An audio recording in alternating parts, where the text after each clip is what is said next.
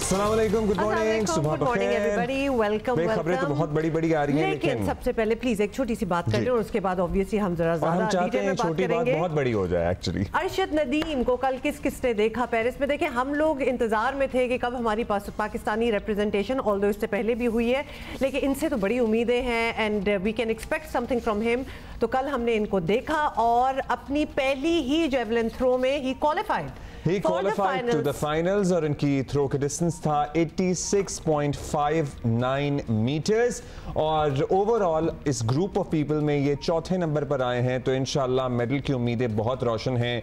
It's been more than 3 decades के पाकिस्तान ने Olympics में कोई मेडल हासिल किया है। आप सोचिए कितना वक्त गुजर गया है और अभी भी नहीं किया, तो हम पूरी उम्मीदें हमारी इनके साथ लगी हुई हैं। थर्सडे को विच इज टुमारो, कल फाइनल होगा, so we are rooting for him. और फिर हमने एक फ्लैग भी देख लिया, फाइनली एक झंडा पाकिस्तानी जो था वो पूरे क्राउड में हमें नजर आ गया। वो इन्हीं की ज़ाहिरी टीम का हिस्सा थे, इनके कोच एंड एवरीबॉडी। सो हम इस पे तफसील से आगे चलकर बात करेंगे। अरशद के पहले कोच हमारे साथ होंगे और हम अक्सर बात करते हैं ना कि हमारा सिस्टम खराब है और हमारी एथलीट्स नहीं निकलते। So how was Arshad an exception? ये हम जरा उनसे जरूर जानने की कोशिश करेंगे। लेकिन बड़ी खबर जो आ रही है, अमरीकी मीडिया पे बहुत बात हो रही है, दुनिया भर के मीडिया पे इसकी कवरेज हो रही है। अमरीकी सियासतदान और सरकारी अफसरान के कत्ल की मुबैना साजिश के इल्ज़ाम में अमरीका में एक पाकिस्तानी शहरी आसिफ मर्चेंट पर फर्द जुर्म आयद कर दी गई है। अदालती दस्तावीज़ के मुताबिक 46 साल इनकी उम्र है आसिफ मर्चेंट और ईरान में वक्त गुजारने के बाद पाकिस्तान से ये अमरीका आया था ताकि साजिश पर अमल के लिए लोग भर्ती कर सके। आसिफ मर्चेंट जिन किराए के कातिलों से राब्ते में था, वो दरअसल अंडर कवर FBI एहलकार ही थे। मूवी की स्टोरी जो है ना वो साउंड कर रही है, बट इट इज़ ट्रू। मंसूबे पर अमल आसिफ मर्चेंट के अमेरिका से निकलने के बाद उसके खुफिया पैगाम भेजने पर होना था और अगस्त के आखिरी हफ्ते या सितंबर के पहले हफ्ते में कत्ल की मंसूबाबंदी थी। आसिफ मर्चेंट को 12 जुलाई को उस वक्त गिरफ्तार किया गया जब वो अमेरिका से जाने की तैयारी कर रहा था। अमरीकी महकमा इंसाफ के मुताबिक आसिफ मर्चेंट ने बताया कि वो कराची में पैदा हुआ, उसके पाकिस्तान के अलावा ईरान में भी बीवी बच्चे हैं।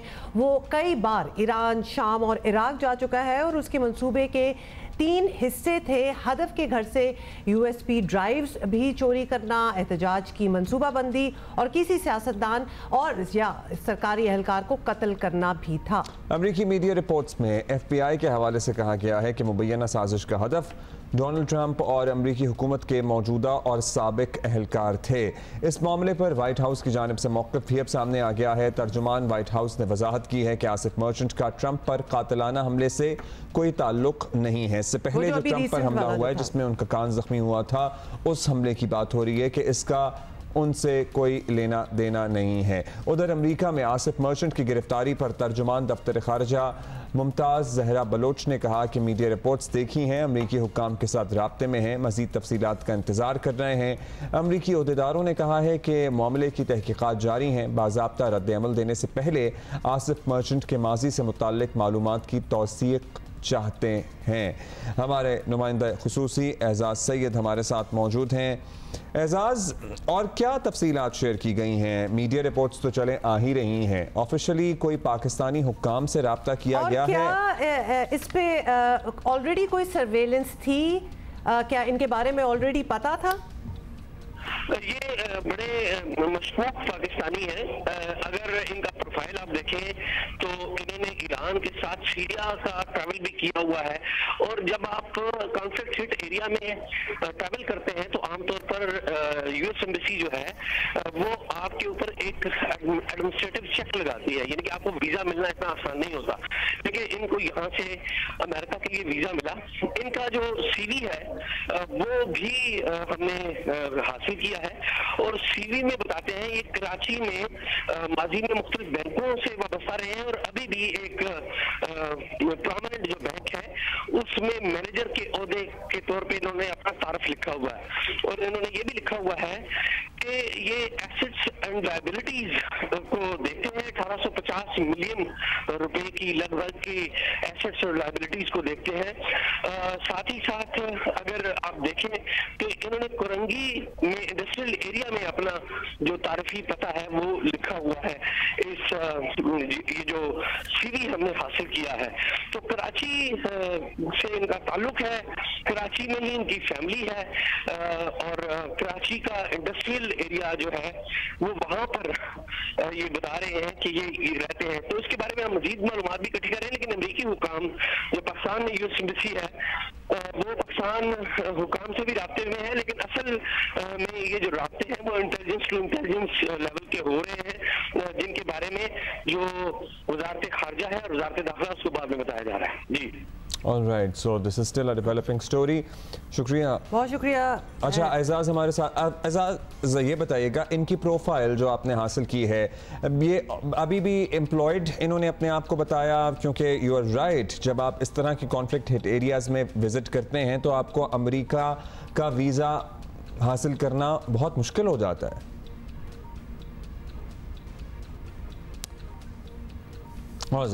एजाज से हम दोबारा रब्ता करेंगे। अच्छा, एजाज की आवाज़ ज़रा सही नहीं आ रही थी। We are going to try to call again, क्योंकि ये एज यू सेड ये डेवलपिंग स्टोरी है और इसमें बहुत से डिटेल्स जो हैं अभी बाकी हैं, लेकिन फिर भी एक अजीबोगरीब सी बात है, खासतौर पे जो आपने एक कॉज ऑफ कंसर्न तो हर पाकिस्तानी के लिए है। सबसे बड़ी बात है कि वो वीज़ा भी मिलना मतलब बड़ी एक स्क्रूटनी होती है, तो इनका इतना ईरान, शाम, ईरान तो हमारे यहाँ से लोग जाते ही हैं, जाहिर है, हाँ, लेकिन सीरिया तक जाना वो सर्टनली क्वेश्चन मार्क है। एक स्क्रूटनी में आ जाते हैं ना, फिर एक तहकीकात होती है कि आप किस तरह फिर आपको अमेरिका के लिए वीज़ा मिल रहा है, बिकॉज आम शहरी को तो यही बताया जाता है कि कुछ मुल्क में अगर आप चले गए हो तो ज़रा मुश्किल हो जाता है वीज़ा मिलने, उसकी ज़रा और इन्वेस्टिगेशन होती है। तो how did he manage to get and then do what he did, ये सब कुछ हमने पता करना है। Plan what he planned. Ejaz हमारे साथ मौजूद हैं। एजाज, आपने कहा कि इंटेलिजेंस की सतह पर राबते हो रहे हैं,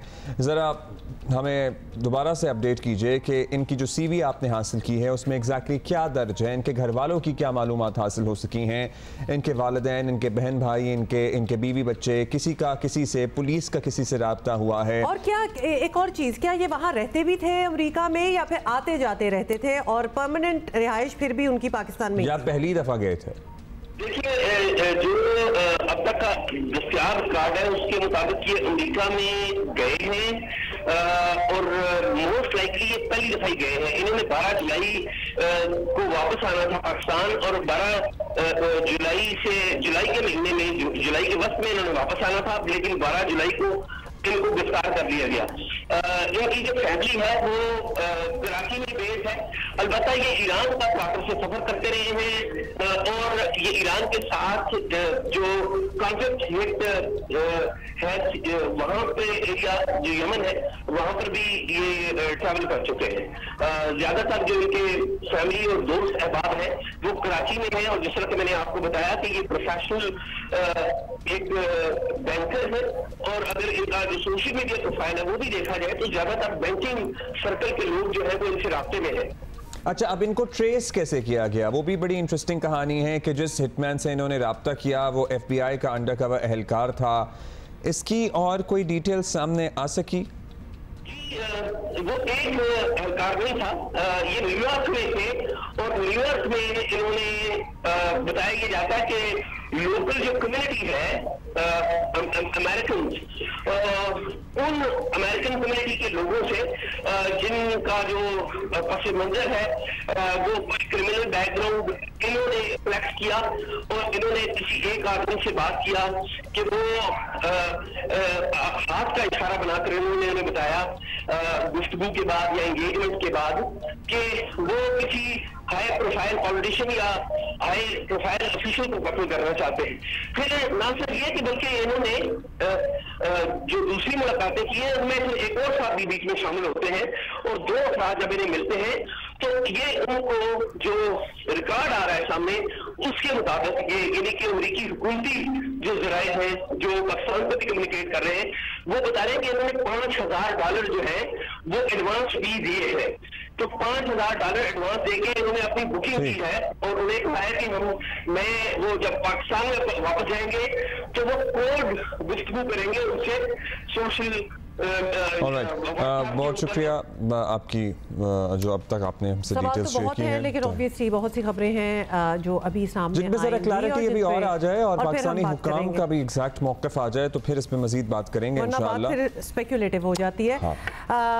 We'll keep it there and we'll move on और ज़रा कुछ इंपॉर्टेंट बातों पे बात करते हैं, जैसे कि पाकिस्तान आपको पता ही है कि हर तरह के कुदरती हुस्न और फितरत के दिलकश नज़ारों से माला माल है और जहाँ समुंदर है, खूबसूरत वादियाँ हैं, झीलें हैं, बहते दरिया, झरने, मुतरन्नुम झरने हैं। अच्छा, आपको ज़रूर मतलब बीच में तरन्नुम भी चलें कर लें, कुछ नहीं होता लेकिन पहाड़ी इलाके भी हैं, यू नेम इट, हर किस्म की खूबसूरती जो है वो एक एग्जाम्पलरी है। नील समंदर है, नील गूं समंदर। मैं चुप हो जाती हूँ। Abdullah really wants to tell you कि हम कितने क्यों नहीं ऐड करने दे रही। अच्छा करें ना, फिर आप आगे बताते हैं। हम बात एक्चुअली ये सब कुछ तो हमें पता है कि है, तो इन इलाकों में गैर मुल्की सयाह भी आते हैं, लेकिन मकामी जो टूरिस्ट हैं उनकी आमद-ओ-रफ्त जो है वो सबसे ज़्यादा होती है। और ये दुरुस्त है कि सयाहत के भी आदाब होते हैं, मगर अब हम बात पे आ रहे हैं। अफसोस के साथ कहना पड़ रहा है कि हमारे यहाँ लोग सियाहती आदाब का ख्याल नहीं करते और अक्सर जो टूरिस्ट हैं जिन इलाकों में जाते हैं, अदब के साथ कह रही हैं कि सियाहत के आदाब होते हैं। मैं कहता हूं बेसिक तमीज होती है भाइयों और बहनों। लेकिन चूंकि हम अपनी बात कर रहे हैं, देखिए हम जब कहीं और जाते हैं मुल्कों में तो हम थोड़ी सी तमीज में आ ही जाते हैं। तो मैं कह रहा हूँ कि मतलब हम बहुत ही से हम बदतमीज हैं, बहुत ही लखनवी हो गए हम ये कहते हुए। सियाहत के आदाब होते हैं, कोई बेसिक मैनर्स होते हैं, कोई एटिकेट्स होते हैं, कोई तमीज़ होती है, कोई आपकी परवरिश होती है जिसका हमें ख्याल रखना चाहिए। हुमा परसों आपको पता है, ये तो सयाहती मकामात की बात कर रहे हैं। ये कराची में क्लिफ्टन बिल्कुल सीवीओ पे ही ना एक रेस्टोरेंट है जिसमें आप कुछ खाना पीना हो तो गाड़ी में ही कर सकते हैं। मतलब पढ़े लिखे लोग हैं, बच्चे भरे हुए हैं, पूरे रैपर्स गाड़ियों से बाहर फेंके जा रहे हैं। मतलब ये आज तक हम ये अपने बच्चों को नहीं सिखा सके और ना खुद सीख मतलब जब आपके ही अपने बच्चे क्या, आप खुद भी तो फेंक रहे होते हैं गाड़ी से ये चीज़ है। मतलब एनीवे, चूंकि आपने इतने एडजेक्टिव्स की बात कर दी थी तो मैंने कहा मैं भी जरा तमीज से बात कर लूं। बट एनीवे यस, ये बड़ी बदतमीजी है और ये कल्चर हमारे यहाँ नहीं है। कल्चर की जहाँ बात करें, जहाँ ये जाते हैं, जिन मकामात पे जाते हैं टूरिस्ट हमारे अपने, उनका भी तो वहाँ का कल्चर होता है ना, जैसे नॉर्दर्न एरियाज का अपना कल्चर है, तो उसी का एहतराम कर लें। ये बड़ी बदतमीजी हो जाती है कि ये वहाँ के जाके वहाँ के कल्चर का भी एहतराम। अच्छा, जैसे टर्की की बात हुई थी ना, आपको याद है कि हमारे यहाँ बड़ा एक वावेला हुआ था कि टर्की में हमारे यहाँ कुछ टूरिस्ट जाके खवातीन की तस्वीरें बनाना शुरू कर देते हैं। दुबई में भी ये बड़ा, दुबई में टिकटॉकर्स जो हैं वो सवाल देखना शुरू कर देते हैं। तो यहाँ पे हमारे अपने एरियाज में भी बहुत ही नामुनासिब समझा जाता है अगर आप इस तरह कैलाश वगैरह जाते हैं। लोगों को बहुत शौक है बिना पूछे बिना इजाजत लिए तस्वीरें बनाने का। सो और भी आप इन जगहों पे जाएं तो आप जिन लोगों की तस्वीरें बना रहे हैं, आपको बेसिक एटिकेट्स होने चाहिए ना कि आप उनसे पूछें। फिर पार्किंग करने की तो तमीज है ही नहीं, फिर हर छोटे मामलात पर लड़ाइयाँ होती हैं एक्चुअली। देखिए, और ये भी बात दुरुस्त है कि हमारे यहाँ सयाहों को भी चैलेंजेस आते हैं। हमारा हॉस्पिटैलिटी इंडस्ट्री का वो हाल नहीं है जो कि आइडियली होना चाहिए हमारे जैसे मुल्क में, जिसमें इतने से मतलब हमारा ज़मीनी रकबा जो है वो ठीक है बड़ा है, लेकिन कनाडा का एक सूबा भी हमसे बड़ा है और उसमें एक ही जैसा टेरेन है। हमारे यहाँ इतने खत्ते में हर टेरेन आपको मिलता है। We are ideal in every sense. तो basically when we go to these places, हम अपनी इंजॉयमेंट के लिए जाते हैं, लेकिन हम काफ़ी गंद भी मचा के आते हैं और रिस्पेक्टफुल भी होते हैं और वहाँ के कल्चर को समझते भी नहीं हैं। We take it for granted. Basically ये चीज़ें बदलनी पड़ेंगी। हाँ, बच्चों के डायपर तो हम समझते हैं फ़र्ज़ है कि चाहे वो झील सैफुल मुलूक हो, अताबाद लेक हो, बच्चों के डायपर आपने ठीक है जी गंदा है, आप अपनी गाड़ी में रख लें यार, कुछ भी करें, थोड़ी देर वो बर्दाश्त करें या फिर डस्टबिन का इंतज़ार करें। तो यानी अब हमने इस पे इसलिए बात करनी है बिकॉज वो कल्चर भी है, हम लोगों को यहाँ बैठे प्रमोट करते हैं जी, मौसम बड़ा अच्छा है और आप लोगों को अपनी जाएं इन इलाकों में तो साथ साथ ना सड़क के ऑर्चिड्स चल रहे होते हैं, आड़ू के, खुबानी के बागात चल रहे होते हैं। वो आपकी प्रॉपर्टी तो नहीं है, ये तो आपको इतनी तमीज़ होनी चाहिए। वहाँ पे अक्सर लोग नजर आ जाते हैं, आपने फल खाने आप इजाज़त ले लें। अच्छा जी, हमने अपने कॉरेस्पॉन्डेंट्स से बात की और बहुत जगहों पर हम अपने कॉरेस्पॉन्डेंट्स हमने बात की। सबसे पहले आपको सबात से महबूब अली से बात करवाएंगे, लेकिन सवाल हमारा ये था कि टूरिस्ट सीजन में जिन इलाकों में ये हैं उनमें आने वाले सयाहों का तर्ज अमल क्या रहता है और मकामी लोगों को क्या शिकायत हैं। बड़ा स्पेसिफिक हमने सवाल पूछा है। महबूब अली सवात से हमें बता रहे हैं। जी बिल्कुल उमर अब्दुल्ला, स्वात जिसको सयाहों का जन्नत भी कहा जाता है, और यहाँ हर साल एक अंदाजे के मुताबिक 20 लाख से ज़्यादा सयाह जो है वो ज़िला स्वात के मुख्तलिफ इलाकों का दौरा करते हैं, यहाँ पर ज़िंदगी की हसीन लम्हात भी गुजारते हैं। लेकिन यहाँ के जो मौजूद रिहायशी है उनको आने वाले सयाहों से भी चंद शिकायत ज़रूर है। सबसे पहले मकामी लोगों का ये कहना है कि जब ये सयाह मुख्तलिफ इलाकों से आते हैं तो जो हमारे सयाहती मकामात हैं जिसमें वादी कलाम, म्यादम, मालम जब्बा और त्रोड़ के इलाके शामिल हैं, तो सयाह वहाँ पर पहुँच कर बहुत ज़्यादा गंद फैलाते हैं। प्लास्टिक के रैपर्स फेंकते हैं, अशिया खुर्दनोस का कर मुख्तलिफ चीज़ें वहाँ पर फेंकते हैं, जिसके बाइस वहाँ पर गंदगी फैल जाती है। इसलिए बार बार इन लोगों से यही रिक्वेस्ट इनकी होती है कि जब आप यहाँ पर खाना खाएँ, मुख्तलिफ चीज़ें अपने साथ लाए, तो जो प्लास्टिक के रैपर्स होते हैं और मुख्तलिफ चीज़ें होते हैं तो अपनी गंदगी साफ़ करने के बाद आप वापस जाएँ। साथ में यहाँ के लोग ये भी कहते हैं कि सयाह जब आते हैं तो मकामी रवायात का ख्याल नहीं रखते। मसलन जब सयाह आते हैं तो वो दरिया के बहुत ज़्यादा करीब जाते हैं, मकामी लोग उनको रोकने की कोशिश करते हैं। बाज़ दफ़ा अगर सयाह मकामी लोगों की बात नहीं मानते तो खुदा न खास्ता कई दफ़ा सयाह या उनके बच्चे जो है वो दरियाबुर्द भी हो जाते हैं। कितना कोई अफसोस हुआ है ये सुन के। मैं आपको एक बात बताऊं, मैं अभी अब्दुल्ला को यही बता रही थी कि मैंने बड़ी दुनिया फिरी है, लेकिन मेरी ज़िंदगी की बेस्ट वेकेशन जो थी एवर वाज इन सवात। और अब मैं सोच नहीं सकती कि क्या हालात कर दिए गए हैं। मैं ज़रा पुरानी बात कर रही हूँ, लेकिन अब सुनने में यही आ रहा है कि वो वाले हालात भी नहीं हैं, गंद बहुत है, और लोग बड़े जनरली लोग वहाँ जाते हैं और they take things for granted और बड़े डिसरिस्पेक्टफुल होते हैं। ये सबसे बुरी बात है। Why are you not respecting those people who live there? अभी हम स्कर्दू जाएंगे, पहले तो सिर्फ सवात कागान, मालम जब्बा यही स्पॉट्स होते थे ना। ये रिसेंट ईयर्स का फिनोमेना है कि स्कर्दू वगैरह भी लोगों ने जाना शुरू किया है। और निसार अब्बास हमें बताएंगे कि वहाँ क्या तजर्बा रहा है इनका, इन्होंने क्या देखा। गिलगित बल्तिस्तान में गुज़श्ता चंद सालों के दौरान इंटरनेशनल टूरिस्ट और डोमेस्टिक टूरिस्ट की तादाद में अच्छा खासा इजाफा हुआ है, और स्कर्दू इस वक्त जो है मरकज़ बना हुआ है, टूरिज़म हब बना हुआ है, और यहाँ पे बड़ी तादाद में हर साल जो है मुल्क के बड़े शहरों से और तमाम सूबों के जो शहर हैं वहाँ से बहुत बड़ी तादाद में यहाँ पे टूरिस्ट आ रहे हैं। और यहाँ मुकामी तौर पर लोगों को इन सयाहों से किस तरह की मुश्किलात का सामना करना पड़ रहा है, इसके ऊपर पहले भी हम बहुत दफ़ा बात कर चुके हैं और रिपोर्ट्स बना दे चुके हैं। सबसे बड़ी बात तो ये है कि डोमेस्टिक टूरिस्ट ख़ास तौर पर जो यहाँ पे आ रहे हैं वो लोकल अक़दार का थोड़ा ख्याल कम रखते हैं। उसके साथ जो है जो यहाँ पे जो सेंसिटिव जो टूरिस्ट पॉइंट्स हैं, एकोलॉजिकली जो सेंसिटिव टूरिस्ट पॉइंट है जैसे जो सही है, वहाँ जाकर सिस्टम को नुकसान पहुँचाते हैं। और उसके साथ दरख्तों के हवाले से आपने इशू देखा पिछले चंद सालों के दौरान, वो तसलसल के साथ भी इशू चल रहा है कि यहाँ पे आने वाले टूरिस्ट जो है वो फलदार दरख्त उनके ऊपर चढ़ते हैं, उसके बाद न सिर्फ फल तोड़ने में यहाँ के लोगों को कोई इतराज़ नहीं है, लेकिन टहनियाँ तोड़ देते हैं, शाख तोड़ देते हैं, जिसकी वजह से उस दरख्त को नुकसान पहुँचता है। अफसोस होता है लोगों के अंदर जो है लेक ऑफ इंफॉर्मेशन है इस इलाके के हवाले से, इस इलाके के जो कल्चर है उसके हवाले से, इकोसिस्टम के हवाले से लोगों के अंदर जो है आगाही की शदीद कमी होती है, ख़ासतौर पर जो लोकल टूरिस्ट आते हैं। बहुत बड़ी तादाद उन सयाहों की है जो इन चीज़ों से बाखबर भी हैं और लोकल जो कल्चर है, लोकल जो इक़दार हैं, वैल्यूज़ हैं, उनका भी बहुत ज़्यादा ख्याल रखते हैं। तो हर तरह के लोग हैं, बहुत बड़ी तादाद उनकी भी है जो इन चीज़ों से बाखबर हैं, ख्याल रखते हैं, बहुत बड़ी तादाद उनकी भी है जो इन चीज़ों से बाखबर नहीं हैं। और यहाँ ये गुफ्तगू करने का मकसद भी ये है कि अगर किसी को बेदहानी में इदराक नहीं है तो अब वो अपने रवैये पर गौर करे और सोचे और समझे, और अगली दफ़ा जब जाए किसी भी ऐसे मकाम पे। आई विल नॉट बिलीव कि बेदहानी में, ये तो आप जो घरों में अपना एक सलूक रखते हैं ना, एक सफाई होती है, एक रिस्पेक्ट होती है अपने एल्डर्स के लिए, अपने इर्द गिर्द के लिए, वो कैसे भूल सकते हैं आप कहीं जाके। So don't give them so much. पता है पहले तो बहुत ज़्यादा लोग गाड़ियों से सामान बाहर फेंका करते थे ना, अब जरा कम हो गया है क्योंकि हम लोग यहाँ बात करते हैं। ओके ठीक है, हम कम हो गए। पता है कहीं कहीं टोकने से फायदा भी होता है, तो वो टोक दिया करें। अच्छा, सवात और स्कर्दू जाने के लिए तो पूरी एक प्लानिंग होती है और आप जरा सोच समझ के जाते हैं, लेकिन मरी तो इंसान मतलब डे ट्रिप के लिए भी पहुंच जाता है ना, मरी तो इस तरह है, तो लिहाजा मरी में भी मेरा ख्याल है लोगों को बहुत कुछ सीखने की ज़रूरत है। People who go to Murree, we are talking about tourist. Murree से हमें बता रहे हैं जवाद अब्बासी।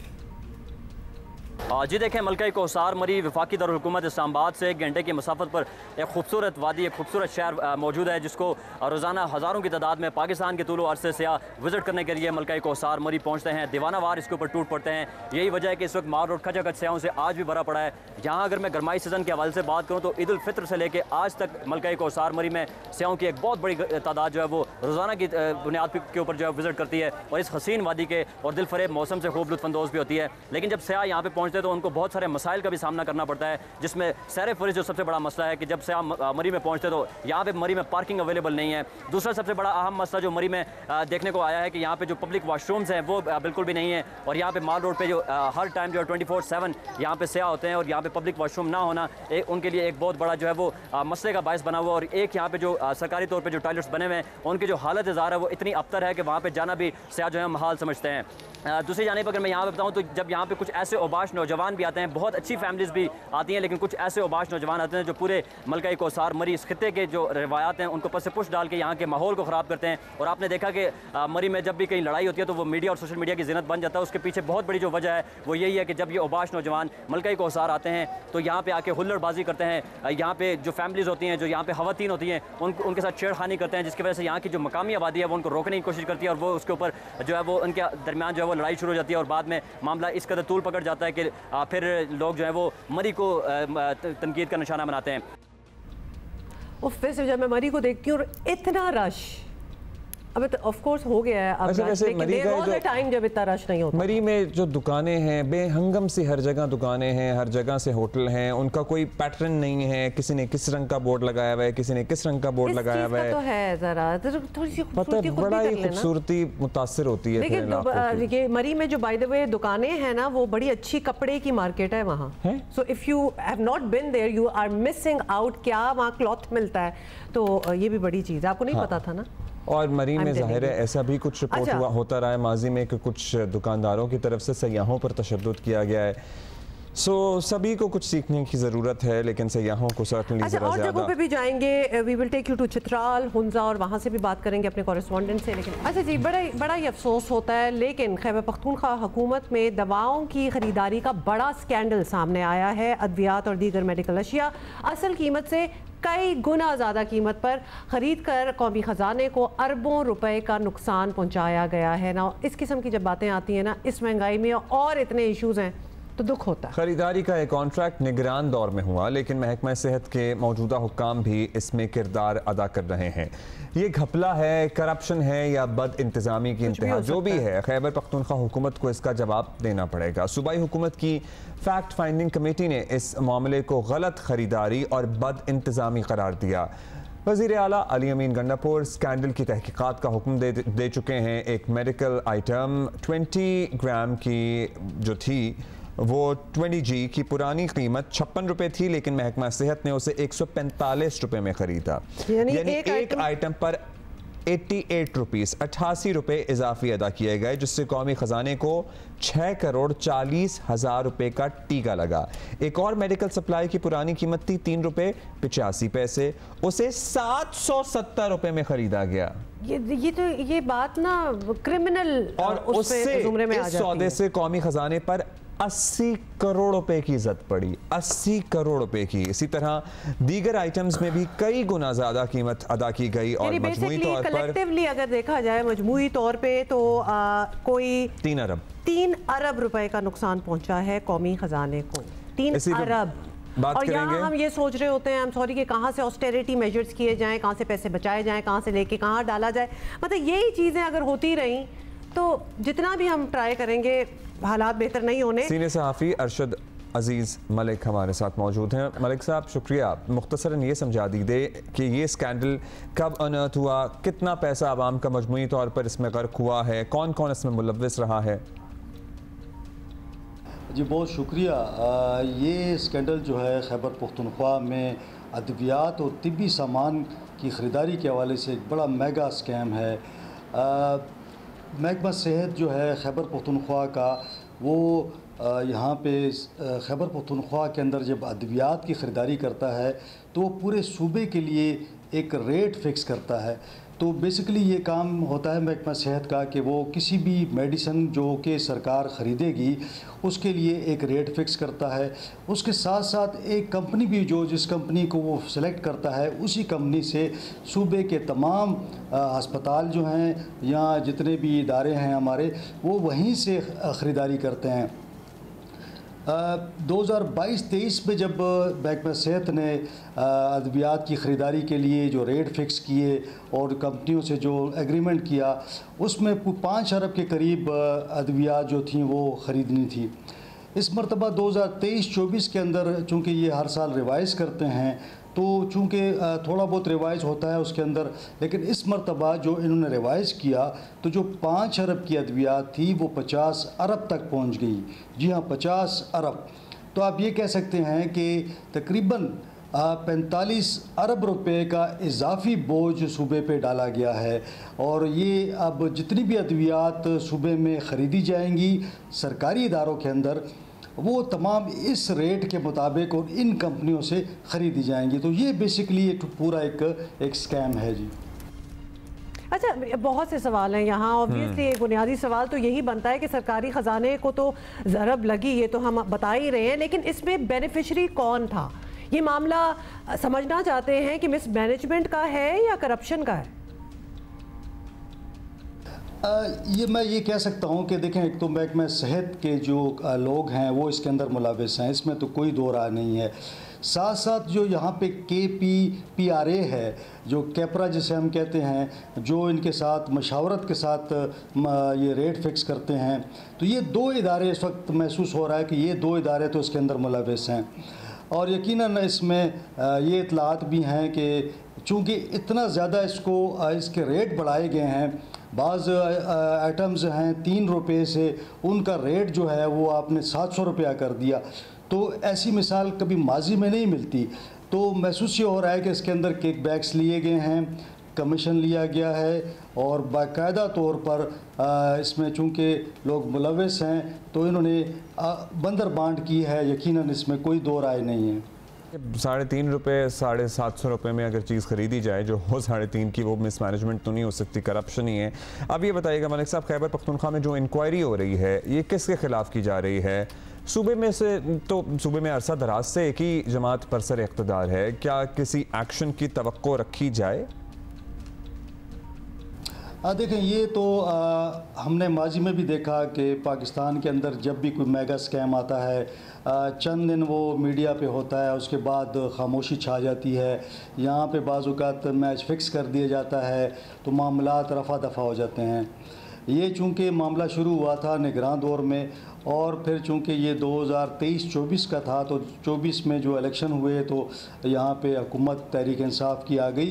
तो हम ये कह सकते हैं कि ये निगरान दौर का स्कैम है। लेकिन चूँकि ख़रीदारी पूरे साल चलती है तो यहाँ पे जब ये शिकायत आम हुई और मीडिया ने इस चीज़ को उठाया तो वज़ीर-ए-आला अली अमीन गंडापुर साहब ने इसका नोटिस लिया और एक कमेटी बनाई गई जिसने इस पर इनिशियल काम किया और फैक्ट फाइंडिंग में ये बात वाज़ेह हो गई कि ये मुबैना तौर पर इसके अंदर गड़बड़ है और इसको मिस प्रोक्योरमेंट डिक्लेयर भी कर दिया गया है। उसके बाद ये हुआ कि उन्होंने, चूँकि यहाँ पे एंटी करप्शन का एक डिपार्टमेंट भी है और यहाँ पे एक वज़ीर-ए-आला के मुशीर भी हैं जो एंटी करप्शन को देख रहे हैं, उन्होंने जो लोग मुलविस हैं उनको एक तो नोटिस भिजवा दिए हैं और सवालनामे भिजवाए गए हैं ताकि उनके किरदार का तयन किया जा सके।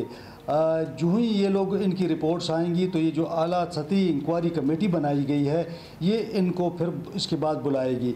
तो यकीनन हमारी ख्वाहिश भी होगी और मेरा ख्याल में कि ये देखें सूबे के ऊपर 45 अरब का इजाफी बोझ पड़ रहा है तो तहकीकात। शुक्रिया, लेट्स सी कि क्या कार्रवाई होती है। बहुत शुक्रिया आपका अरशद कोई एवेन्यू है हमारे पास जो कि जिस पे सवालिया निशान ना हो कि इधर हुआ क्या है?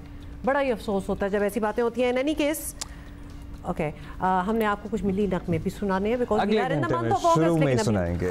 और आपने देखा है कि हमारे साथ एक एडिशन है on the set mayor Karachi Murtaza Wahab हमारे साथ हैं। तर्जुमान सिंध हुकूमत भी हैं, मेयर कराची भी हैं, जिम्मेदारियां तो बहुत सारी हैं, इसलिए सवालात भी बहुत सारे हैं। Him on the show. लेकिन ज़रा बात आपको थोड़ी सी प्रीएम्बल दे दें कि हम बात क्या करने वाले हैं। आपको पता ही है कि बारिशें अभी 2-4 कतरे ही पड़े हैं, हम तो इसको बहुत बड़ी बारिश भी नहीं समझते कराची में। तो छोटा सा एक स्पेल अभी आया है और कराची की अहम तरीन सड़कें जो हैं, गलियाँ, वो बिल्कुल ही आप समझे कि उधड़ गई हैं छोटे से बारिश के स्पेल से। और लोग जो हैं वो आंखों से देख रहे हैं कि अभी तो मॉनसून सीज़न आगे आना है। तेज़ बारिशें हो गई हैं तो इस शहर का क्या हाल होगा ये हम सोच ही सकते हैं। इनफैक्ट फोर्ब्स की हालिया रिपोर्ट में कराची को इंफ्रास्ट्रक्चर के हिसाब से दुनिया का दूसरा ख़तरनाक तरीन शहर करार दिया गया है। अब शहर के मौजूदा हालात और मौजूदा हालत रादर फोर्ब्स की रिपोर्ट पर मोहर लगा रही है और सिंध हुकूमत जिसका काम है ये सब ठीक करें, वो ऐसा लगता है कि दुआओं से काम चलाती नज़र आ रही है। ये सुनिए ज़रा। अल्लाह का शुक्र है अभी तक इतनी बारिशें नहीं हुई कि जिससे बहुत ज़्यादा परेशानी कोई हो, लेकिन हम तैयारी इस तरह से करना चाहते हैं कि खुदा न करे अगर बहुत शदीद बारिश हो जाए तो शहरियों को जो मुश्किलात पेश आती हैं उसमें हम कमी ला सकें। हम ये तो नहीं कहते कि जी बिल्कुल मुश्किलात नहीं होंगी, बहुत ज़्यादा बारिशें हुई तो मसाइल ज़रूर होंगे, लेकिन उन मसाइल को कम करने के लिए हम चाह रहे हैं कि तमाम इदारे आपस में मिलकर काम करें और लोगों की मुश्किलात में कमी ला सकें। जो तैयारियां हैं वो पहले के मुकाबले में बहुत बेहतर हैं, बहुत ज़्यादा है। हमें दुआ करनी चाहिए कि बारिश उतनी हो जितनी हम आसानी से उसको संभाल सकें। सो कह रहे हैं तैयारी तो बेहतर है, लेकिन हमारी दुआ है कि बारिश उतनी ही हो जितनी आसानी से मैनेज हो सके। सो अगर उससे ज़्यादा हो गई तो क्या करेंगे, ये भी एक सवाल है। फिर अक्रॉस द सिटी आप देख लें, चाहे वो समंदर के करीब के इलाके हों, समंदर से दूर के इलाके हों, किसी भी बोर्ड के तहत आ रहे हों, चाहे वो KDA के तहत आ रहे हों, चाहे वो CBC के तहत आ रहे हों, चाहे वो किसी और इदारे के अंडर आ रहे हों, KMC का ज़ाहिर छोटा सा एक हिस्सा है, बाकी अदरवाइज़ बहुत सारे हिस्से हैं इस शहर पे जिस पे दीगर लोगों की चलती है। किसी इलाके का सिवाय मुझे लगता है कभी कभी शारा फैसल ही बची है एक, किसी इलाके का वो हाल नहीं है जो कि आइडियली होना चाहिए। इसी सब पे बात करेंगे। मेयर कराची मुर्तज़ा वहाब साहब हमारे साथ मौजूद हैं। मुर्तज़ा साहब, you have been to the world as well, आपने दुनिया के बड़े शहर भी देखे होंगे, आपने पाकिस्तान के, लेट्स सी हम पाकिस्तान का हम और शहरों का कंपैरिजन करते हैं ना तो एट टाइम्स लोग माइंड कर जाते हैं, बट कराची जो कि मौशी हब है, सबसे ज़्यादा रेवेन्यू जनरेट करके देता है सूबे को नहीं इस मुल्क को भी। जो इसकी हालत है, ये शहर और इसमें रहने वाले ये डिज़र्व करते हैं। अब्दुल्ला, आपने जो अभी इंट्रोडक्शन में आप दोनों ने बात की ना, उसके बाद तो ऐसा लगता है कि क़यामत का मंज़र कराची शहर में आया हुआ है। मैं समझता हूँ चीज़ों को कॉन्टेक्स्ट में समझने की ज़रूरत है। फैशनेबल चीज़ ये कि मैं क्रिटिसाइज़ करूँ और कहूँ कि तबाही हो गई, जैसे कि ख़बर ये चलती है कि it's the least livable city in the world.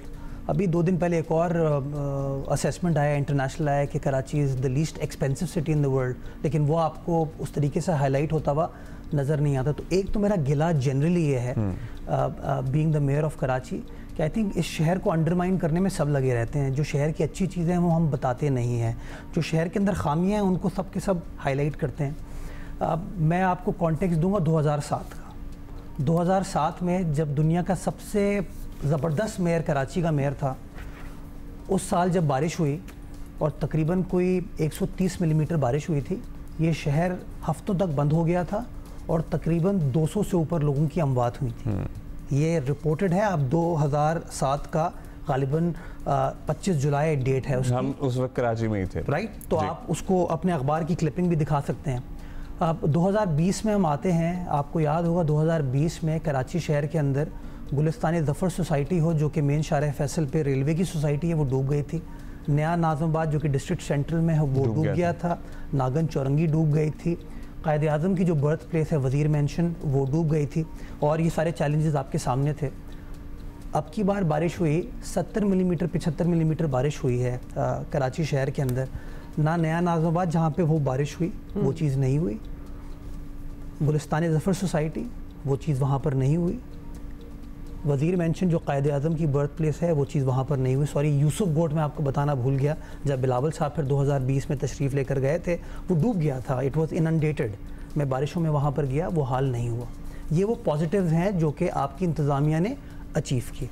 अब प्रॉब्लम ये है, जब देखा कि शहर में पानी नहीं खड़ा हुआ तो लोगों ने ये कहना शुरू कर दिया कि शहर की सड़कों का बुरा हाल है, और इस बात का मैं एतराफ़ करता हूँ, शहर की सड़कों का बुरा हाल है। एब्सोल्युटली। अब अब्दुल्ला, जो समझने की चीज़ है वो ये है कि शहर के अंदर जो निज़ाम है उसको आप देखें। जब आप जाते हैं लेट से अपने दफ्तर आते हैं, तो आप चुंदरीगढ़ रोड से लेफ़्ट लेके जब अपनी बिल्डिंग में आते हैं तो आपकी बिल्डिंग की सड़क टूटी हुई है, बिल्कुल टूटी हुई है। आप कहेंगे मुर्तज़ा वहाँ फेल हो गया, आप कहेंगे पीपल्स पार्टी फेल हो गई। आप ये नहीं समझते कि जो सड़क है आपकी, गली जो है, ये गली KMC का डोमेन नहीं है, ये सिंध गवर्नमेंट का डोमेन नहीं है। यहाँ पे आते हैं सदर टाउन।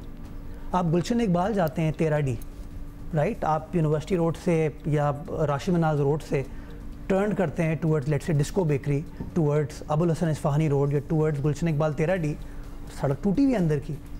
आप कहते हैं मुर्तज़ा वहाँ फेल हो गया, मुराद अली शाह फेल हो गया, पीपल्स पार्टी फेल हो गई। आप ये नहीं सोचते कि वहाँ का जो गुलशन टाउन का चेयरमैन है वो कौन है, वो मुर्तज़ा वहाँ थोड़ी है, वो डोमेन गुलशन टाउन का है। आप और आगे बढ़ते हैं राशिद मनाज रोड से, आप डिस्ट्रिक्ट सेंट्रल की तरफ जाते हैं, आप अंदर की गुलबर्ग की गली में ये चले सारी जाएं। चीजें मुर्तज़ा वहाब के अंडर नहीं आती, नहीं आती। ठीक है, नहीं आती, लेकिन तो वो क्या ये है सिंध तो- हुकूमत के अंडर भी नहीं आती? यही मैं आपको समझा रहा हूँ। देखिए, ये जरा समझाएं। देयर आर लोकल गवर्नमेंट के 3 टियर्स हैं। एक है यूनियन कमेटी, उसके ऊपर है टाउन, उसके ऊपर है KMC। शहर की 106 सड़कें हैं जो हमने अपनी वेबसाइट पर डाली हुई हैं। Those are the domain of KMC।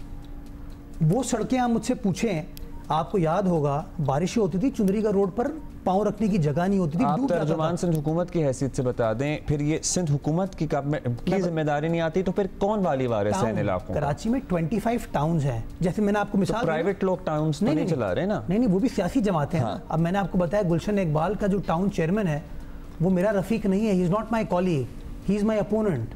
वो नहीं चाहेगा कि मेरी परफॉर्मेंस अच्छी दिखे या पीपल्स पार्टी की परफॉर्मेंस अच्छी दिखे। प्रॉब्लम मेरी ये है कि आप लोग उनसे सवाल नहीं पूछते हैं।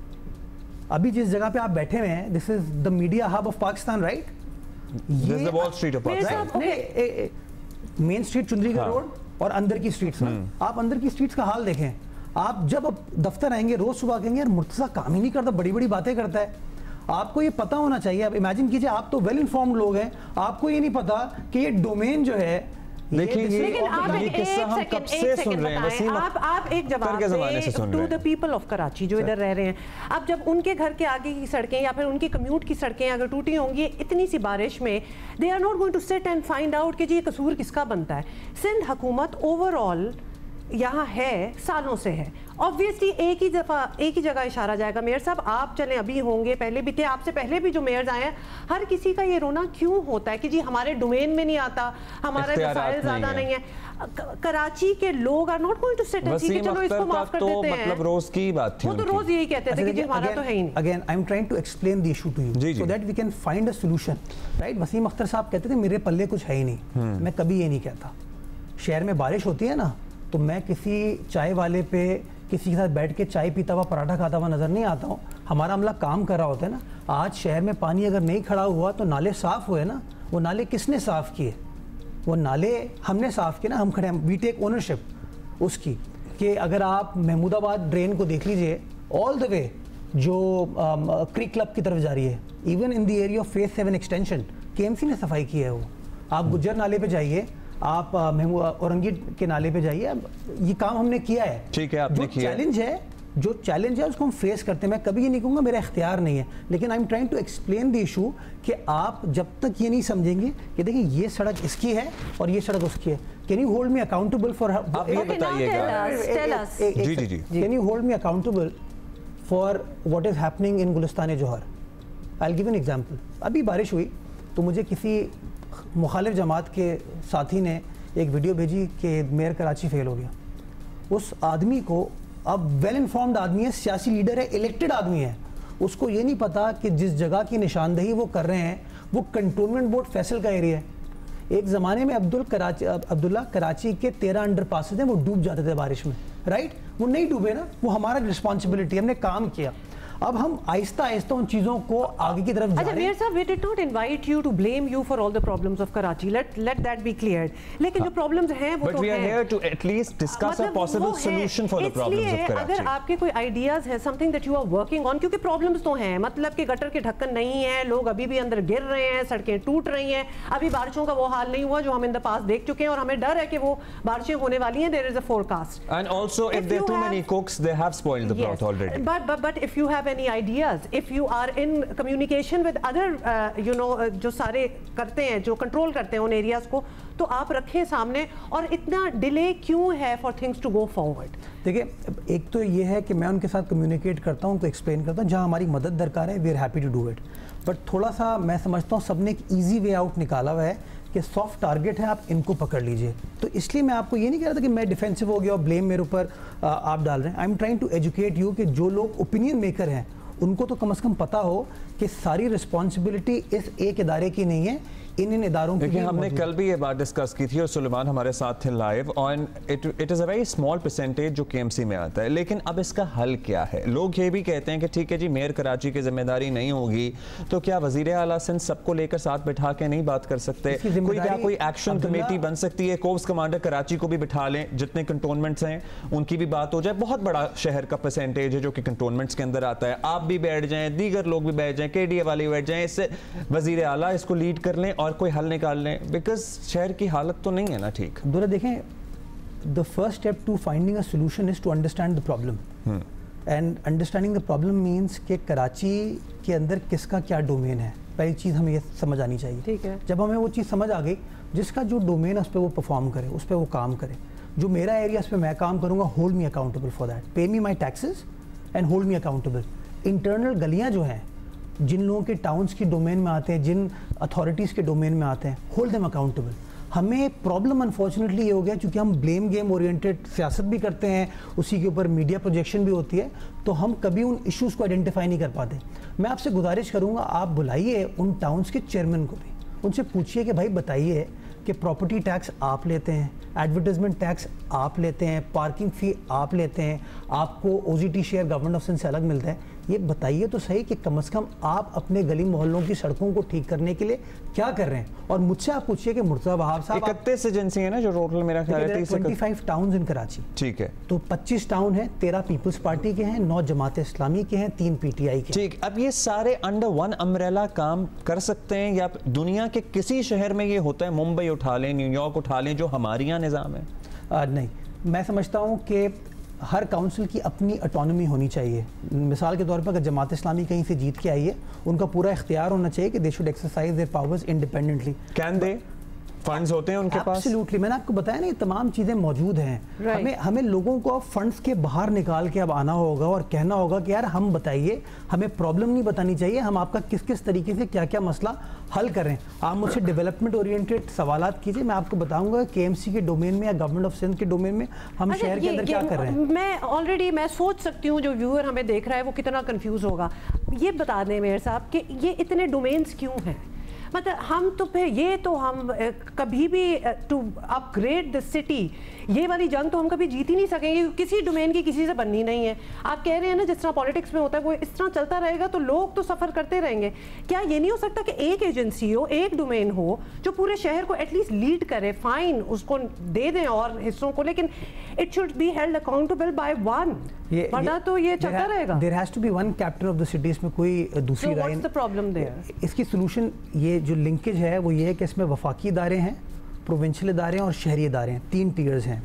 मैं समझता हूँ एक पिरामिड अप्रोच होनी चाहिए जिसके अंदर सब अपनी अपनी ऑटोनॉमी को मेंटेन करें, बट एक क्वेश्चन ऑफ आंसरेबिलिटी जो है ना उस पिरामिड के अंदर हो। मेयर उसको लीड करे, कमिश्नर कराची उसके अंदर हो और तमाम इदारे उसके अंदर रिप्रेजेंटेड हों, तो हम मिलकर इन मामलात को रिजॉल्व कर सकते हैं। बट उसके लिए अगेन हमें उस ब्लेम गेम से निकल के सोल्यूशन ओरिएंटेड माइंडसेट की तरफ हम दुनिया के one of the most popular cities की बात कर रहे हैं और ये बड़ा सीरियस इशू है। कराची में most populous but least expensive but also very about that. No, we would actually not very livable, but not livable for poor. We will talk about the fact that Karachi is one of the most dangerous cities in the world, but when the crime rate drops and the situation improves, we won't talk about it. No, we do talk about it. I'm not talking about you, Abdullah. I'm not talking about you. I'm talking about. अच्छा, आप ये बताइए, we are here to least livable तो we are here to find a solution. We are trying to discuss a solution जब आपकी जो जमात है वो सूबे पे बरस से इख्तिदार में हैं।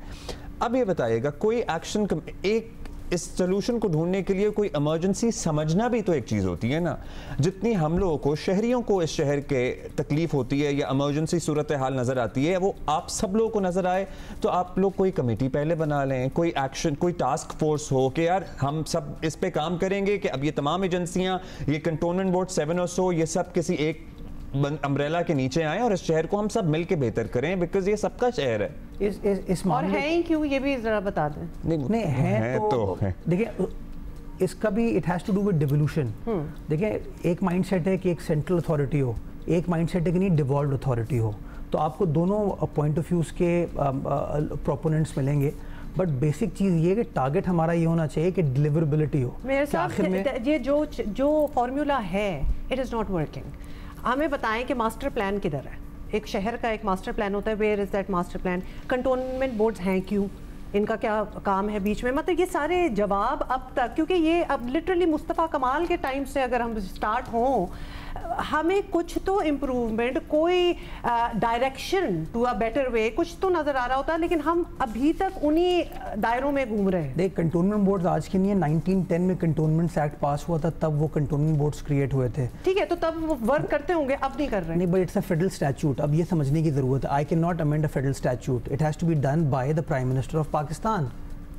These are the limitations that we need to understand। मैं आपको एग्जांपल देता हूँ। कंटोनमेंट बोर्ड बाकी शहर में भी हैं, जाहिर है, बाकी शहरों में भी हैं। हर शहर में एक होता है, कराची यहाँ पे मल्टीपल हैं, और वो जो एक होता है हुकूमत का हिस्सा भी वो एक होता है, वो बड़ा खूबसूरत होता है। यहाँ वो जो एक होता है वो बड़ा खूबसूरत होता है, बाकी शहर से स्टैंड आउट करता है। लेकिन ट्रेजेडी ये है कि यहाँ पे जो हैं मल्टीपल हैं, वो बहुत बुरे हाल में। इसके ऊपर आप कमेंट उन लोगों से। अच्छा, अब एक बिल्डिंग लॉ भी नहीं है, हर जगह का डिफरेंट बिल्डिंग लॉ है। नहीं, ये भी बात गलत है। अच्छा, लॉ एक ही है, उसकी इन्फोर्समेंट में इश्यूज आते हैं, क्योंकि हर जगह एक नए नमूने की हमें तर्ज की इमारत नज़र आती है और नए चीज़।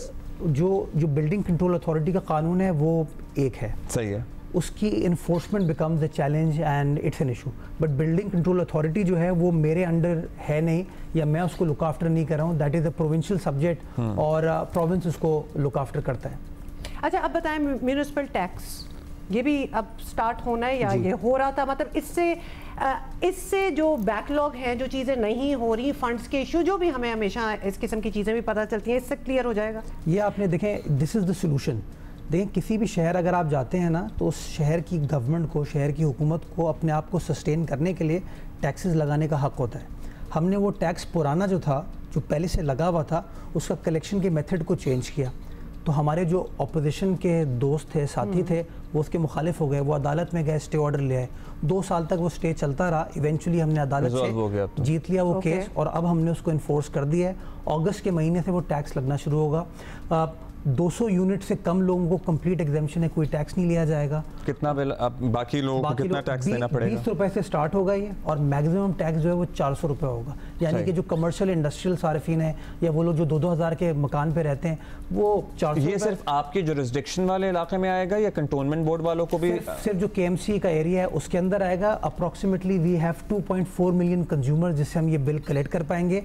और इसका नतीजा अब्दुल्ला ये होगा कि वो टैक्स जो कि हम साल में तकरीबन कोई 20 करोड़ रुपए इकट्ठा करते थे, अब उसका कलेक्शन बढ़ के अप्रॉक्सीमेटली। आपने ये भी वादा किया था, ये पानी की मैनेजमेंट, बहुत से इदारे हैं जो आपके अंडर आएंगे, उसका क्या स्टेटस? पानी की मैनेजमेंट मेरे अंडर है इस वक्त, पूरे शहर में, पूरे शहर की। और आपको पानी की LDA MDA सारे LDA MDA मेरे अंडर नहीं है। पानी और सॉलिड वेस्ट मेरे अंडर है, KMC मेरे अंडर है, यानी कि सैनिटेशन, पानी, सेवरेज और सड़कों की डेवलपमेंट मेरे अंडर है। You discussed about it when you came into power। जी जी जी, कि हम कोशिश करेंगे कि ये भी आप अपने ज़ेर साया ले लें LDA। मैं उसमें डेवलपमेंट पर्सपेक्टिव से मेरे लिए इतना बड़ा वो चैलेंज नहीं है। वो इदारे भी बदकिस्मती के साथ लाइबिलिटी बन गए हैं, बिकॉज वहाँ पे भी तनख्वाहें और pension is an issue.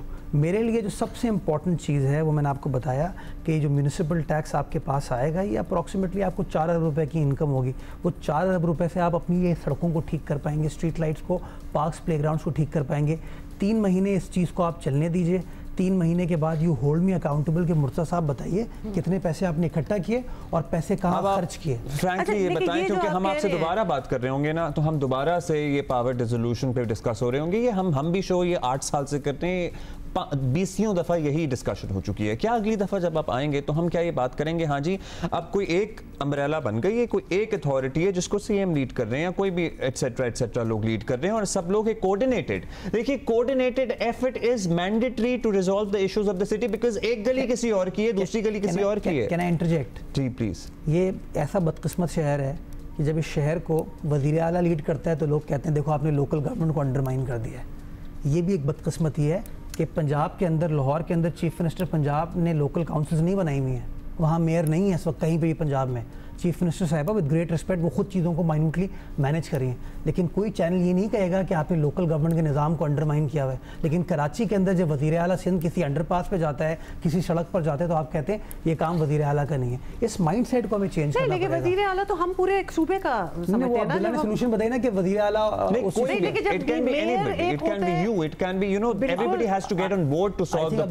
Fair point and the viewers can understand कि how sort of a non-objective approach is taken towards Karachi by our friends from the media. फिर पता है आर्गुमेंट, एक लाहौर वाला आर्गुमेंट ये भी होता है कि 350 मिलीमीटर बारिश। ऑब्जेक्टिव अप्रोच बड़ी सिंपल है, जिसका जो काम है वो काम करे, मुझे मेरा जो इख्तियार है उसके ऊपर होल्ड मी अकाउंटेबल। पूछे मुर्तज़ा से आप हर महीने बुलाइए। बात यह है कि लोग सिंध हुकूमत की तरह 15 साल हो गए हैं, वो देखेंगे जब उनकी सड़कें, उनके बच्चे गटर में गिर रहे होंगे, सब कुछ हो रहा होगा, they are not going to open a book and see कि जी मेरी ज्यूरिसडिक्शन को कौन हेड कर रहा है, आप उसको ब्लेम कर रहे हैं। दे हैव एक्सपेक्टेशंस, और एक हुकूमत चल रही है, एक ब्रॉड स्पेक्ट्रम है, तो वो उसी हुकूमत की तरफ देखेंगे, अकाउंटेबल भी उसी को समझेंगे। तो आप अगर आके हमें बताते हैं जी ये डिवीजन है, ये एरिया उसका है, ये बोर्ड उसका है, फलाना, this model is clearly not working out. More needs to be done. This dispensation needs to be fixed. Absolutely. But who's going to fix it? मैंने आपको बताया ना, उसमें फेडरल गवर्नमेंट, प्रोविंशियल गवर्नमेंट दोनों को साथ बैठने की जरूरत है। अर्जेंसी तो शो करें ना। चले मैं आपके चैनल के तवज्जुह से इस बात को रेज करता हूँ कि प्राइम मिनिस्टर साहब, सदर मुमलिकत का जो है ना एग्जीक्यूटिव डोमेन नहीं है, बट मैं प्रेसिडेंट साहब हुए, प्राइम मिनिस्टर साहब हुए, मैं उनको रिक्वेस्ट ये करूँगा कि कराची शहर के अंदर कंटोनमेंट बोर्ड भी हैं, रेलवे भी है, KPT भी है, सिविल एविएशन अथॉरिटी भी है, पोर्ट कासिम अथॉरिटी भी है। They are not answerable to the provincial government और to the city administration. Let's work out a dispensation, right? My request as the mayor of the city is कि let's work out a dispensation where there is a pyramid approach where somebody leads these organizations, ताकि तमाम काम जो है in coordination हो सके। मैं वज़ीर आला से रोज़ बात कर सकता हूँ, वो उनकी एक्सेस है, मैं प्राइम मिनिस्टर साहब को ये नहीं कह सकता। चलिए यहाँ से इस प्लेटफॉर्म के तवस्सुत से आपने जो प्ली की है as the mayor of this city which is the largest city of this country, which is the economic hub of this country, ये प्ली है जी मेयर कराची मुर्तज़ा वहाब की कि शहर की बेहतरी के लिए सब मिलकर कुछ करें, जिसमें ज़ाहिर है फेडरेशन को भी आना पड़ेगा और कंटोनमेंट्स का भी उसमें बहुत अहम किरदार है, वो सेम थिंग। और अगर वफाकी हुकूमत में अब सारे ही इकट्ठे हैं तो एक एक्सपेक्टेशन तो ये होनी चाहिए ना कि अब कोई डिस्क्रिपेंसी नहीं होगी, and since we are all together in it, तो आओ अपने शहर को बेहतर करें। शहर को मैं तो फेडरल गवर्नमेंट को एक रिक्वेस्ट करूंगा जी, करें कि जैसे आप लाहौर को ऑन करते हैं ना, वैसे कराची को ऑन करें, और जिस दिन आप मुझे कहेंगे मैं नंबर्स के साथ आपको बताऊंगा। और शायद अभी मेयर साहब इस पोजीशन में भी हैं कि शायद कुछ करवा ही लें, तो व्हाई नॉट, इसका फायदा होना चाहिए ना, तो फायदा उठाना चाहिए। मैं तो कहता हूं अपने MQM के दोस्तों को भी कहूँगा जो इस वक्त वफाकी हुकूमत में है, मैं अपनी पार्टी के अंदर भी ये बात कहता हूँ। जब भी मेरी प्राइम मिनिस्टर साहब से बात हुई, मैं आपको छोटी सी एग्जाम्पल देता हूँ। पहली बार जब शहबाज साहब प्राइम मिनिस्टर बन के कराची आए थे 2022 में, CM हाउस में मीटिंग हुई थी। The first request that I made to the prime minister was कि sir Lyari expressway is a low hanging fruit, इसके ऊपर सिर्फ एक वो कन्फाइंड ट्रैफिक चलता है, हैवी ट्रैफिक को इसके ऊपर अलाउ कीजिए ताकि शहर की ट्रैफिक कंजेशन ख़त्म हो। वो 2022 में जो हमने रिक्वेस्ट की थी, 2024 में आके प्राइम मिनिस्टर साहब ने ये ऐलान करके गए, उस पे इंजीनियर्स को कुछ तहफ़्फ़ुज़ात थे। अब यही प्रॉब्लम है कि 2024 में प्राइम मिनिस्टर साहब ने ऐलान कर दिया कि जी डन, ये कर देते हैं, तो फिर मुस्तफ़ा कमाल साहब खड़े होकर उन्होंने कहा नहीं, ये नहीं हो सकता, right?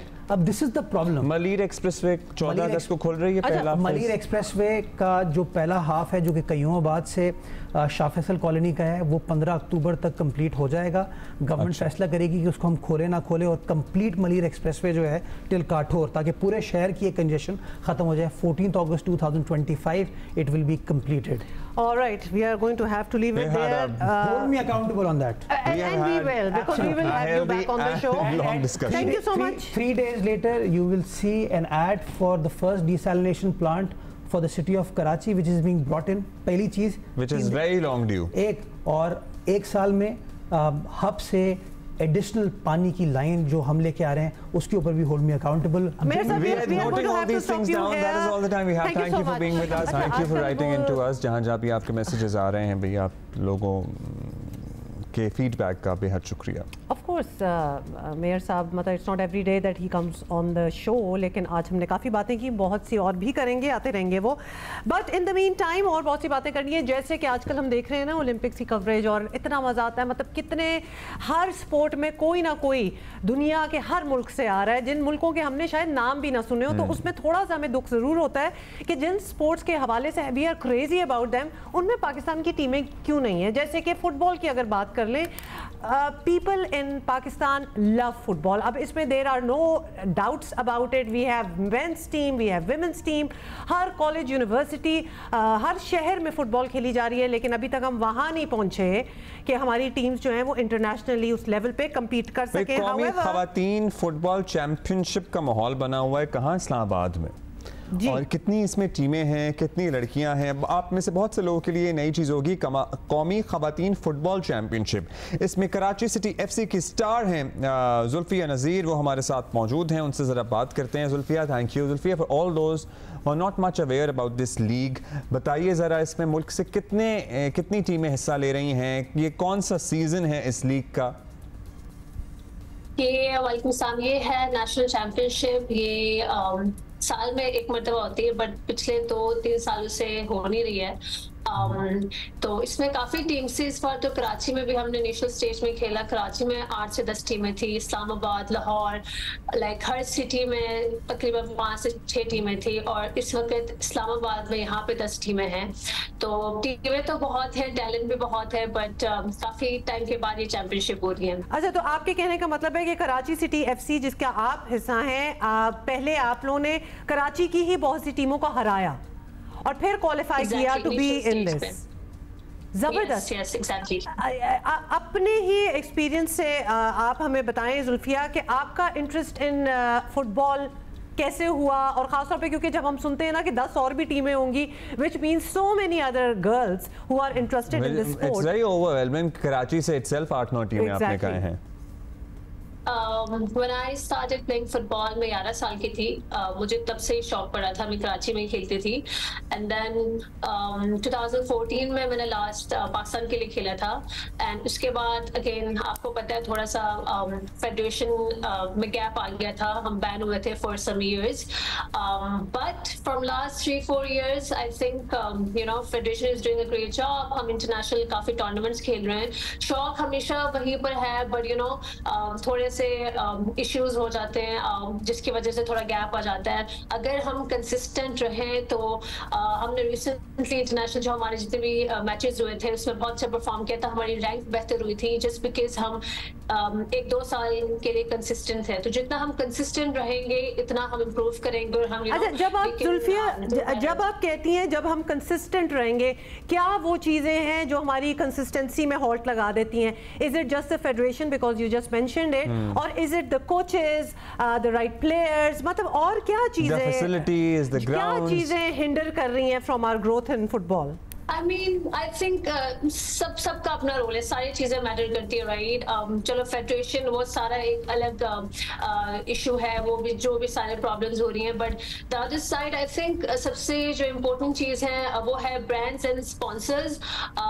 Football is a very popular game in Pakistan, but grass root level पे, स्कूल कॉलेजेस लेवल पे बहुत सारे टूर्नामेंट्स होना चाहिए जिसकी वजह से आई थिंक यंग टैलेंट सामने आएगा और बहुत सारे टैलेंटेड प्लेयर्स आइडेंटिफाई. बट जब तक ब्रांड्स और स्पॉन्सरशिप्स इन्वॉल्व नहीं होंगी तब तक मुझे लगता है इतना पॉपुलर नहीं बन सकता. Which is very strange, क्योंकि उसकी फुटबॉल की पॉपुलैरिटी पे तो there is no doubt about it. खासतौर पे जब इंटरनेशनल टीम्स खेल रही होती हैं तो everybody is watching on TV. लेकिन आप कह रहे हैं स्पॉन्सर्स को अभी तक वो कॉन्फिडेंस नहीं आया. या तो स्पॉन्सर ये कहें कि भाई बहुत ज़्यादा ऑडियंस पहले आप कलेक्ट करें, या फिर आपकी आई बॉल्स हों तो फिर हम आए. उनकी अपनी एक मंतक होती है. अब ये बताइएगा, हमारा क्या स्कोप नज़र आ रहा है ख़वातीन का फुटबॉल का इन पाकिस्तान एज एन एक नेशनल वुमेन फुटबॉल टीम? आपको लगता है कि आने वाले 5 सालों में हम इंटरनेशनल स्टेज पे किसी अच्छे मकाम पे होंगे? आई थिंक अगर आप लोगों को थोड़ा नॉलेज हो तो रिसेंटली हमने सऊदी में 6 नेशन चैंपियनशिप खेली थी, जिसमें teams like Malaysia, like Laos, जो कि बहुत अच्छी रैंक की टीम है, 90th रैंक की कुछ टीम्स हैं, हमारा रैंक उनसे थोड़ा ज्यादा ऊपर है। हमने उनको बीट किया था, ठीक है, हमने उनके अगेंस्ट लाइक ड्रॉ किया था। तो फुटबॉल लाइक इम्प्रूव हो रहा है ओवरऑल, आई थिंक स्कोप अच्छा है, but again I think consistency, right? ये जो थोड़ा सा जो गैप आ जाता है ना, जिसमें हम इंटरनेशनल टूर्नामेंट्स नहीं खेल पाते या कोई भी टूर्नामेंट्स नेशनल चलिए हम थैंक यू जुल्फिया, हम इसमें ये एडिशन कर सकते हैं कि देयर वर सम इयर्स, कुछ साल पहले तक तो वुमेन फुटबॉल का हम जिक्र ही नहीं करते थे। अब the fact that we have so many players who come on our show and we talk about it, हम वैसे फुटबॉल का जिक्र नहीं करते, मतलब होता नहीं था। वुमेन फुटबॉल का तो बहुत ही कम जिक्र होता था, लेकिन so many teams and so many girls are playing this and they are doing a wonderful job. भाई खेलते रहें।